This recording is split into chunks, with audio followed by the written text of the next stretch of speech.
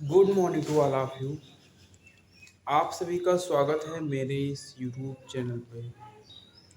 आज मैं आप सभी को वर्णमाला हिंदी व्याकरण में क्या वर्णमाला पढ़ाने वाले हैं।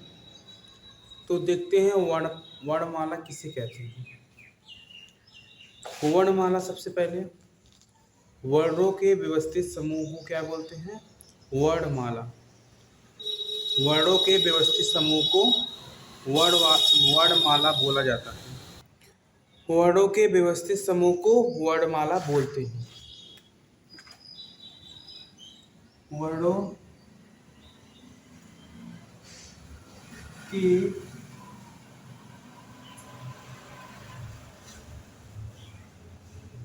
व्यवस्थित समूह को वर्णमाला वर्णमाला कहते हैं। वर्णों के व्यवस्थित समूह को वर्णमाला कहते हैं। अब देखते हैं वर्ण क्या होता है, ध्वनि क्या होती है और अक्षर क्या होता है। वर्ण, ध्वनि और अक्षर में क्या अंतर होते हैं? वर्ण किसे कहते हैं? जिसको हम लिखित रूप में लिखते हैं, जिसको हम लिखित रूप में व्यक्त कर सकते हैं, उसे क्या बोला जाता है? वर्ण, छोटे से छोटे शब्दों में। और ध्वनि क्या होता है? ध्वनि को हम मौखिक रूप में व्यक्त करते हैं। जैसे हो गया का को हम मौखिक रूप में व्यक्त कर रहे हैं तो इसे हम बोलेंगे ध्वनि। अगर हम का को लिख दें, जैसे यहाँ पर का, ये क्या है? वर्ण है। अगर इसको हम अपने मुंह से बोले का, तो ये लिखित रूप में नहीं है, क्या है? मौखिक रूप में है। तो वर्ण और ध्वनि में यही अंतर है, यही डिफरेंस है। और अक्षर क्या होता है? अक्षर को हम अक्षर किसे कहते हैं? अक्षर जो होता है वर्ण और स्वर से मिलकर बना होता है। अक्षर जो होता है वर्ण और स्वर से मिलकर बना होता है। जैसे ये हो गया का को अगर हम तोड़ेंगे, का को अगर हम तोड़ेंगे तो क्या हो जाएगा? का हलंत प्लस आ। का हलंत प्लस आ मीन्स का हलंत क्या है? वर्ण है। क्या हलंत क्या है? वर्ण है। और आ क्या है? और आ क्या है? स्वर है। तो अक्षर और वर्ण में अंतर समझ में आया कि वर्ण क्या होता है? वर्ण को हम लिखित रूप में व्यक्त करते हैं। और अक्षर क्या होता है? अक्षर वर्ण और स्वर से मिलकर बना होता है। जैसे हलंत का और आ से मिलकर बना है पूरा का, जो ये का होता है। ऐसे हलंत का और आ को क्या करते हैं? हलंत का और स्वर के मिलने से का बना, का अक्षर बना है। अब हम देखते हैं वर्णमाला के प्रकार। वर्णमाला कितने प्रकार के होते हैं? तो वर्णमाला दो प्रकार के होते हैं। मुख्य रूप से मुख्यतः दो प्रकार के होते हैं। स्वर होते हैं और एक व्यंजन, वावेल और कॉन्सोनेंट। इंग्लिश में वावेल एंड कॉन्सोनेंट बोलते हैं, हिंदी में बोलते हैं स्वर और व्यंजन। तो वर्णमाला के प्रकार कितने हैं? वर्णमाला वर्णमाला के प्रकार। वर्णमाला के दो प्रकार होते हैं। कौन कौन से? पहला क्या है? स्वर। दूसरा क्या है? व्यंजन। दूसरा क्या है? व्यंजन। स्वर को संस्कृत में हल बोलते हैं। स्वर को संस्कृत में क्या बोलते हैं? हल। जबकि व्यंजन को संस्कृत में बोलते हैं अच। व्यंजन को संस्कृत में क्या बोलते हैं? अच। ठीक है। तो वर्णमाला कितने प्रकार के होते हैं? दो प्रकार के। पहला क्या होता है? स्वर। दूसरा होता है व्यंजन। अब हम देखते हैं स्वर। तो स्वरों की, स्वर किसे कहते हैं? सबसे पहले जानते हैं स्वरों की कुल संख्या कितनी है। स्वरों की कुल संख्या कितना है, 11।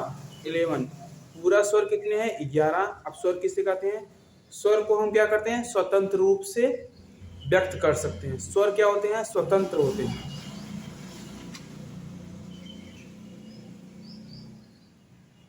स्वर स्वर क्या होते हैं, ये क्या होते हैं, ये स्वतंत्र होते हैं।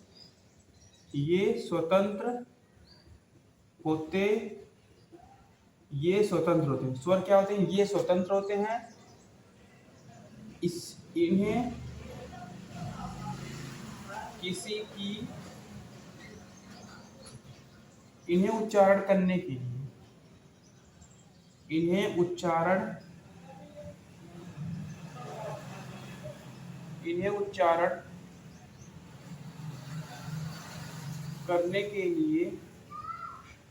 इन्हें उच्चारण करने के लिए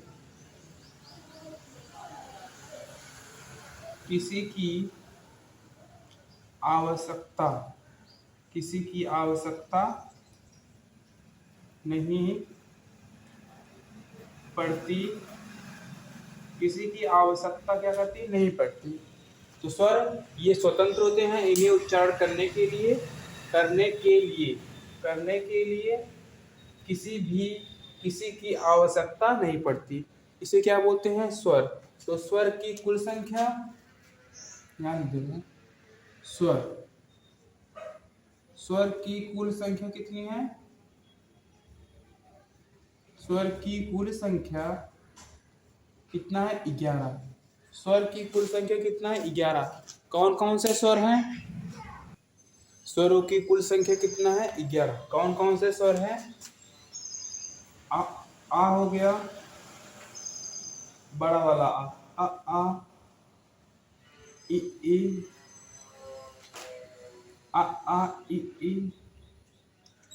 उ री सी, इसे री सी नहीं बोलो, री।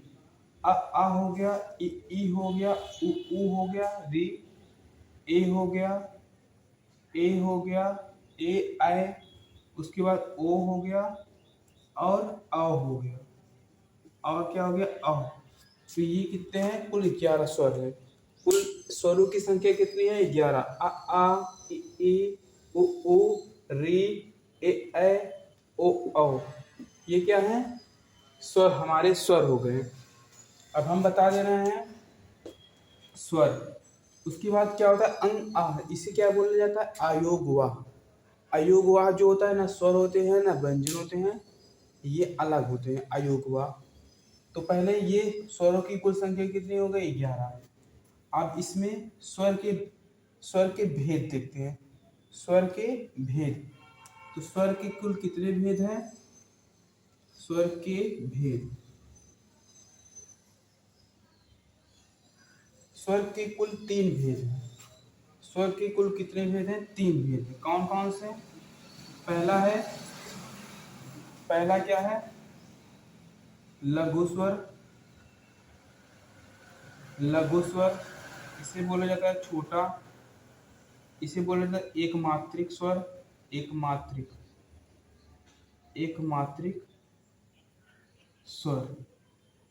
मात्रिक स्वर, लघु स्वर, छोटा स्वर या एक मात्रिक स्वर बोला जाता है, जिसका उच्चारण करने में, लघु स्वर किसे कहते हैं, जिसका उच्चारण करने में केवल एक मात्रा का समय लगे, उसे क्या बोला जाता है, लघु स्वर।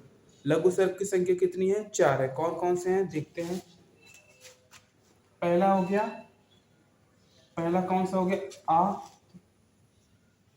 फिर इसके बाद उ, उसके बाद आ उ, आ के बाद होता है ई, आ ई उ, और क्या हो गया, रे। आ ई उ और रे, ये क्या होते हैं, लघु स्वर होते हैं, लघु स्वर के अंतर्गत आते हैं। उसके बाद दूसरा इसका प्रकार क्या है, लघु स्वर के बाद होता है गुरु स्वर। या इसे क्या बोला जाता है, बड़ा स्वर, या और इसे क्या बोलता है, द्विमात्रिक द्विमात्रिक स्वर। द्विमात्रिक स्वर, द्विमात्रिक स्वरों की संख्या कितनी है? द्विमात्रिक स्वर लघु स्वर कितने हैं? पूरा 4 है। तो द्विमात्रिक स्वर या फिर गुरु स्वर पूरा कितने हो गए? जितने बचे हैं 4 को छोड़कर, 4 के अलावा जितने भी स्वर हैं वो क्या होते हैं? द्विमात्रिक स्वर होते हैं। द्विमात्रिक स्वर में कौन कौन सा स्वर आएगा? आ आएगा, ई आएगा, ऊ आएगा, ए आएगा, ओ आएगा और औ आएगा। ये क्या है? द्विमात्रिक या गुरु स्वर है। इनकी संख्या कितनी है? इनकी संख्या टोटल कितनी है? इनकी संख्या है 11। इसकी संख्या है 4 टोटल। इसकी संख्या टोटल कितना है? 7। इसकी टोटल संख्या कितना है? 7। पूरे पूरे स्वरों की संख्या की टोटल कितना हो गया? 11। तो ये थे हमारे स्वर। स्वर के 3 भेद होते हैं। जो लास्ट वाला स्वर है उसे बोला जाता है प्लूत स्वर। इसे क्या बोला जाता है? प्लूत स्वर। प्लूत स्वर, प्लूत स्वर जो होता है, वर्तमान में प्लूत स्वर किसे कहते हैं? वर्तमान में प्लूत स्वर का जो होता है हिंदी में उच्चारण नहीं किया जाता है। वर्तमान में प्लूत स्वर का हिंदी में प्रयोग नहीं किया नहीं जाता है, केवल इसका प्रयोग मौखिक किया जाता है। इसका परिभाषा क्या है प्लूत स्वर का? इसको उच्चारण करने में 3 मात्राओं का समय लगता है। 3 मात्राओं का समय लगता है। जैसे ओम, ओम अगर हम सब बोलेंगे उसमें 3 मात्राओं का समय लगता है। जैसे ओम, तो इसमें कितना मात्रा का समय लगा?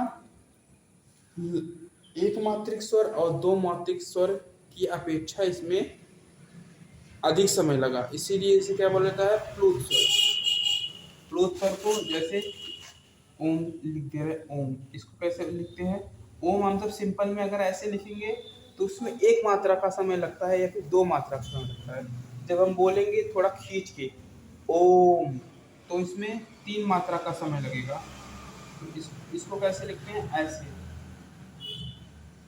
ओम। ये है प्लूत स्वर। ये क्या थे हमारे स्वर। अब हम देखते हैं सजातीय स्वर किसे कहते हैं और विजातीय स्वर किसे कहते हैं। सजातीय और विजातीय स्वर देखते हैं। अब हम देखते हैं सजातीय स्वर। सजातीय स्वर वे स्वर होते हैं सजातीय, सजातीय, ये क्या होते हैं? सजातीय स्वर। और ये है विजातीय, विजातीय स्वर। सजातीय स्वर क्या होते हैं? जिसमें क्या होता है? जिसमें जैसे कि सजातीय स्वर में कौन कौन सा स्वर आते हैं? जैसे ये हो गया आ, बड़ा वाला आ, ये कौन से स्वर है? सजातीय स्वर। और इसके बाद ई, ये क्या है? सजातीय स्वर। उसके बाद ऊ, ये कौन सा स्वर है? ये कौन सा स्वर है? सजातीय स्वर। इसके बाद देखते हैं ये क्या है? ई, ये ए ओ और आओ, ये होते हैं विजातीय स्वर। सजातीय स्वरों की संख्या 3 है और विजातीय स्वरों की संख्या कितनी है? 4। और एक स्वर होता है संयुक्त स्वर। संयुक्त स्वर, जो संयुक्त स्वर होते हैं केवल एक होते हैं, री, री ऋषि। इसको तोड़कर क्या लिख सकते हैं? री, रा धन ई। रा धन ई से मिलकर क्या बना है? रा धन ई से मिलकर क्या बना है? री। तो इसको क्या बोलते हैं? संयुक्त स्वर। इसको क्या बोलते हैं? संयुक्त स्वर। अब सजातीय स्वर, ये कैसे सजातीय स्वर हो गया? तो आ जो है इसको अगर हम तोड़ेंगे तो ये कैसे मिलकर बनेगा? आ धन आ, आ धन आ से मिलकर बड़ा वाला आ बनता है। इसमें सजातीय स्वर किसे कहते हैं? जब दो समान स्वर, सजातीय स्वर किसे कहते हैं? जब 2 समान स्वर मिलकर किसी स्वर का निर्माण करते हैं तो उसे बोलते हैं हम सजातीय स्वर। जब 2 समान जाति के स्वर, जब 2 समान जाति के स्वर मिलकर किसी भी स्वर का निर्माण करते हैं तो उसे हम बोलते हैं सजातीय स्वर। जैसे आ धन आ बढ़कर मिलकर क्या बनते हैं, बड़ा वाला आ। ऐसे ऊ, छोटा वाला ऊ और छोटा वाला ऊ मिलकर बड़ा वाला ऊ का निर्माण करते हैं, तो इसे क्या बोलते हैं, सजातीय स्वर। जैसे यहाँ पर आ धन आ मिलकर बड़ा क्या बना, बड़ा वाला आ, इसे क्या बोलते हैं, सजातीय स्वर। और ऐसे ही ई किससे मिलकर बना है, ई, और ई से मिलकर क्या बना है, बड़ा वाला ई। और ऊ किससे मिलकर बना है, ऊ और ऊ से, इसे क्या बोला जाता है, सजातीय स्वर। इसमें क्या है, एक ही जात के लोग विद्यमान हैं, इसे क्या बोला जाता है, सजातीय स्वर।